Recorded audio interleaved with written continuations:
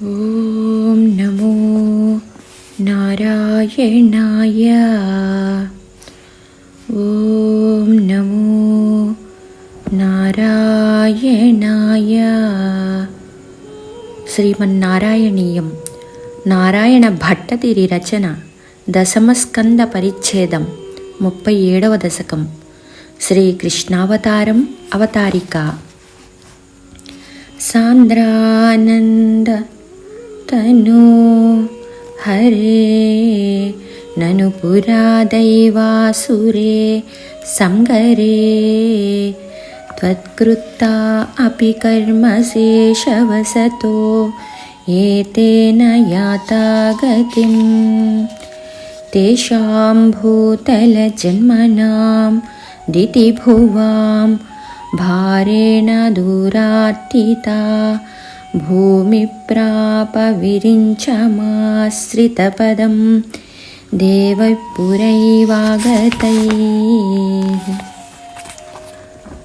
ఆనందకరమైన దివ్యదేహాన్ని ధరించిన హరి, పూర్వం జరిగిన దేవాసుర సంగ్రామంలో నీవు ఎంతోమంది అసురుల్ని వధించావు.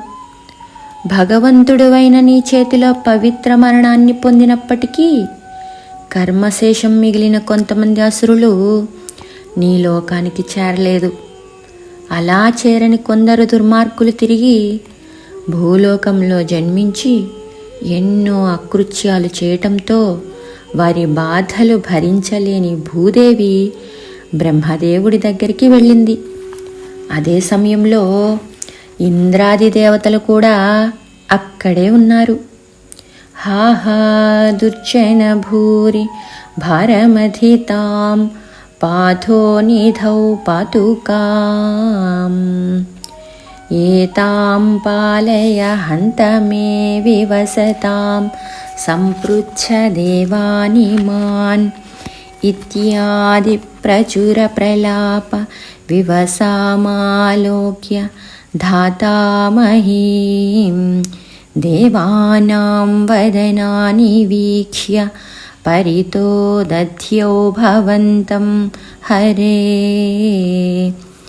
బ్రహ్మలోకాన్ని చేరుకున్న భూదేవి బ్రహ్మదేవుడితో, స్వామి, దుష్టులైన రాజుల భారాన్ని భరించలేక నేను సముద్రంలో మునిగిపోతున్నాను.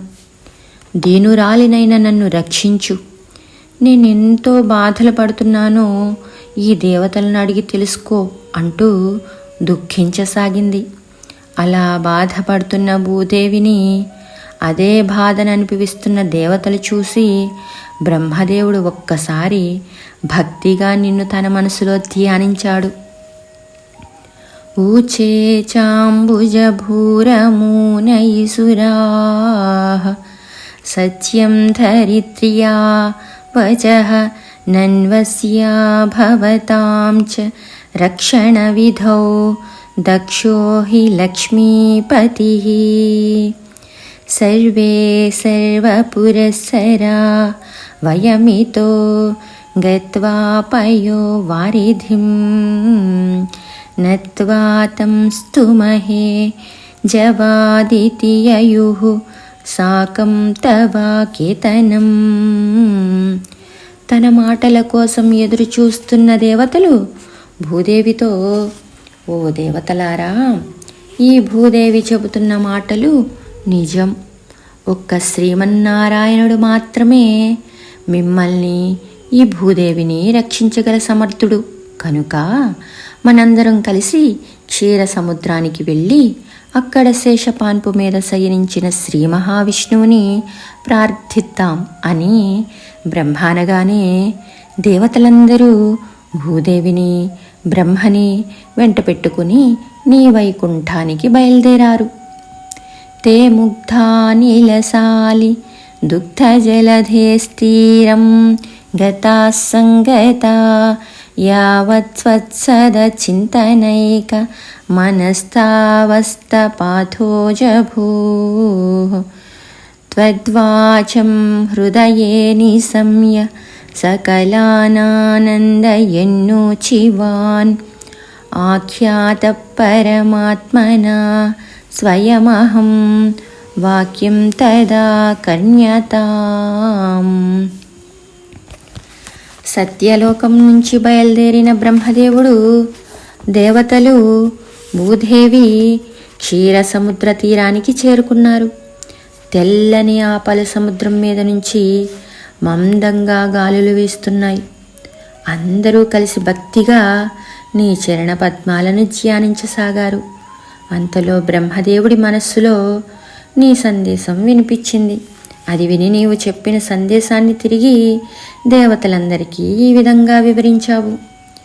జానే దీనదశామహం దివిషదాం భూమేశ్చ భీమైర్నృపైః తత్క్షేపాయ భవామి యాదవకులే సోహం సమగ్రాత్మనా. దేవావృష్టికులే భవంతు కలయా దేవాంగనాశ్చావనౌ మత్సేవార్తమితి త్వదీయవచనం పాథోజ భూరుచివాన్. దేవతలారా, దుష్టాత్ములైన రాజుల వలన భూదేవి ఎన్నో బాధలు పడుతున్న విషయం నాకు తెలుసు. వాళ్ళందరినీ సంహరించటం కోసం యాదవ వంశంలో స్వయంగా నేను అవతరిస్తాను. మీరు కూడా మీ మీ అంశలతో యాదవ కులంలో జన్మించండి. అలాగే వివిధ దేవతా స్త్రీలు కూడా నన్ను సేవించటం కోసం తమ తమ అంశలతో భూలోకంలో అవతరించాలి అని నీవు చెప్పిన సందేశాన్ని యథాతథంగా దేవతలకి వినిపించాడు బ్రహ్మదేవుడు. శ్రుత్వా కర్ణరసాయనం తవ వచః సర్వేషు నిర్వాపిత స్వాంతేష్విసా గతేషు తావక కృపాపీయూష తృప్తాత్మసు విఖ్యాతే మధురాపురే కిల భవత్సాన్నిధ్య పుణ్యోత్తరే ధన్యాం దేవకనందనాముదవహత్ రాజా ససురాత్మజః. స్వామి, చెవులకు రసాయనంలా ఆనందాన్నిచ్చే నీ మాటలు విని దేవతలంతా ఎంతో సంతోషించారు. నీ దయాగుణాన్ని ప్రశంసిస్తూ అందరూ తిరిగి తమ తమ లోకాలకి వెళ్ళిపోయారు. ఆ కాలంలో సూరసేన మహారాజు కుమారుడైన వసుదేవుడు మధురా పట్టణంలో ఉన్న దేవకుడు కుమార్తె దేవకీదేవిని వివాహం చేసుకున్నాడు. రాబోయే కాలంలో నీ అవతారం ఆవిర్భవించడం వల్ల ఆ పట్టణం ఎంతో పవిత్రమవుతుంది. ఉద్వాహావసితౌ తదీయ సహజః కంసోద సమ్మానయన్ ఏతౌ సుతతయా గతపథి రథే వ్యోమోత్తయా త్వత్కిరా అస్యాస్త్యామతి దుష్టమష్టమసుతో హంతేతి హంతేరితః సంత్రాసాత్ సతు హంతుమంతి గగతాం తన్వీం కృపాణీమధాతు. దేవకీదేవికి వసుదేవుడికి ఘనంగా వివాహం జరిగింది. దేవకీదేవి అన్నగారైన కంసుడు ఆ భార్యాభర్తలిద్దరూ ఎక్కిన రథాన్ని తానే గౌరవం కోసం తోలసాగాడు. మార్గమధ్యంలో కంసుణ్ణి, ఎంతో దుర్మార్గుడు అయిన నిన్ను నీ సోదరి దేవకీదేవి గర్భంలో జన్మించిన 8వ శిశువు తప్పక సంహరిస్తాడని ఆకాశవాణి హెచ్చరిస్తుంది. అది విని దుర్మార్గుడైన కంసుడు ప్రాణభయంతో తన సోదరిని చంపటానికి కత్తి దూశాడు. గృహ్ణానశ్చికురేషు తాం కలమతిః శౌర్యశ్చిరం సాంత్వనైః నోముంచన్ పునరాత్మజార్పణగిరా ప్రీతోథయాతో గృహాను. ఆద్యం తత్సహజం తథార్పితమపి స్నేహేన నాహన్నసౌ దుష్టానామపి దేవా పుష్టకరుణా దుష్టా హి ధీరే కదా. దేవా, మహాదుష్టుడైన కంసుడు దేవకీదేవి జుట్టు పట్టుకొని సంహరించబోతుండగా ఆమె భర్త వసుదేవుడు అతన్ని ఎంతగానో ప్రాధేయపడ్డాడు. అయినా కంసుడు సోదరి జుట్టు వదలలేదు.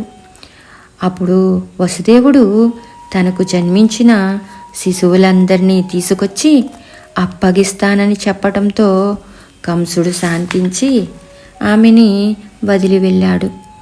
తరువాత కొంతకాలానికి వసుదేవుడికి మొదటి సంతానం కలుగగా ఆయన ఆ బాలుణ్ణి తీసుకెళ్ళి కంసుడికి అప్పగించాడు. సోదరి మీద ప్రేమతో ఆ బాలుణ్ణి చంపకుండా వదిలిపెట్టాడు కంసుడు. దుర్మార్గుల మనస్సు కూడా ఒక్కొక్కసారి దయ కలిగి ఉంటుంది కదా ప్రభు.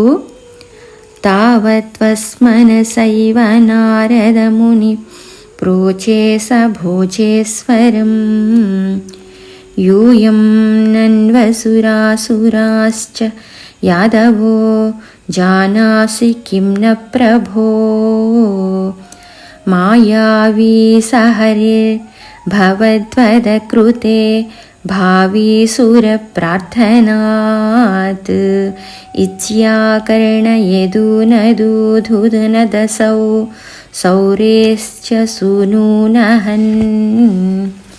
ప్రభు, ఆ సమయంలో నీ మనస్సంకల్పంతో నారద మహర్షి కంసుడి దగ్గరికి వెళ్ళి అతడితో, కంస, నీ బంధుమిత్రులందరూ రాక్షసాంశతో జన్మించారు.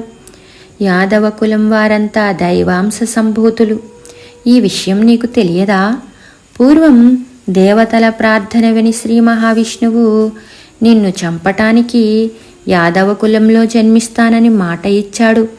కాబట్టి ఆయన తప్పకుండా యదువంశంలో జన్మిస్తాడు అని చెప్పగానే కంసుడు యాదవులందరినీ భయపెడుతూ తన బావగారు యాదవ వంశజుడైన వసుదేవుడికి పుట్టిన కుమారులందరినీ సంహరించాడు.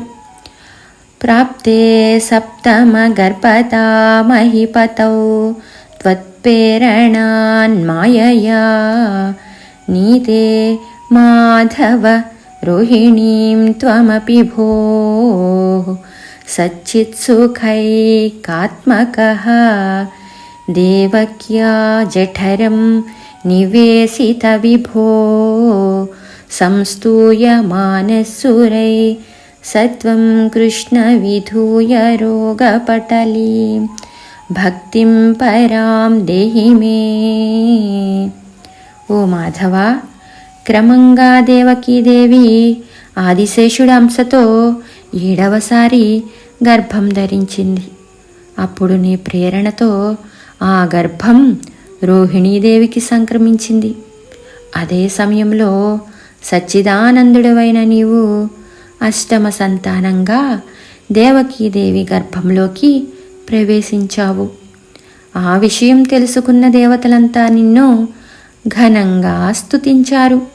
అలాంటి ఓ శ్రీకృష్ణ పరంధామా, నాకున్న వ్యాధులన్నింటినీ రూపుమాపి నీ పాదాల మీద అనన్య భక్తి కలిగేలా నన్ను అనుగ్రహించు స్వామి. 37వ దశకం సమాప్తం.